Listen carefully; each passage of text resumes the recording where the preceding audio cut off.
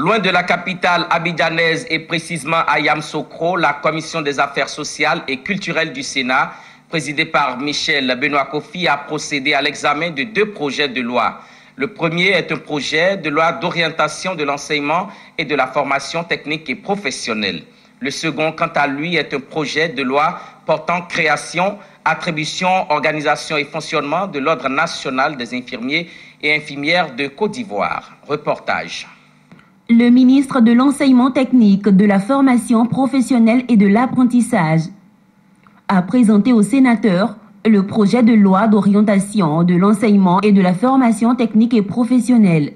Ce projet vise à créer un cadre institutionnel en vue de vulgariser et de rendre plus accessibles les formations professionnelles et techniques. Devant les sénateurs, il a présenté les 6 objectifs de ce projet de loi.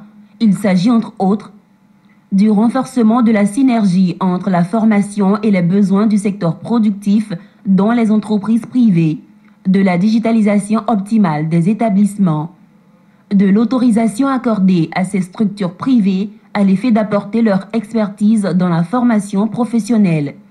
Nous venons de présenter devant les vénérables sénateurs le nouveau projet de loi qui permet à notre pays d'adopter des réformes structurelles, des réformes relativement importantes à l'enseignement technique, à la formation professionnelle.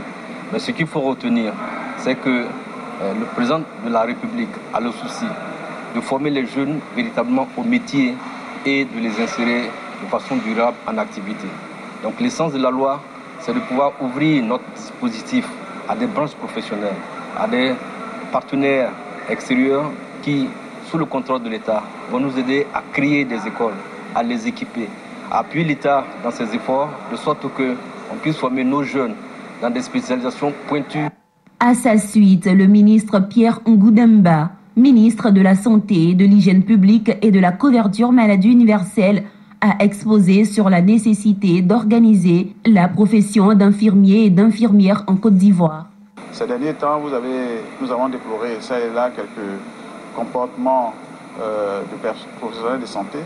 Mais nous pensons qu'avec l'ordre qui sera implanté au niveau national, au niveau régional et au niveau départemental, avec l'appui de nos collaborateurs que sont les DRDD, nous pourrons vraiment contrôler tout ce qui est fait sur le terrain, mais en même temps anéantir les installations anarchiques de cliniques et les professionnels donc non diplômés qui exercent avec de faux diplômes donc, sur le terrain.